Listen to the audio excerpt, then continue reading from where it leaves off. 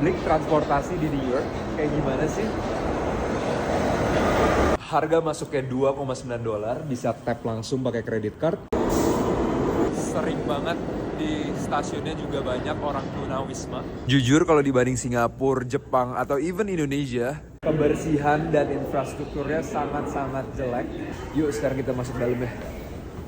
Kelihatan banget jadulnya dalamnya. Tahu nggak, sistem transportasi subway di New York udah 120 tahun tertua di dunia. Jadi gimana? Tertarik nyoba subway New York?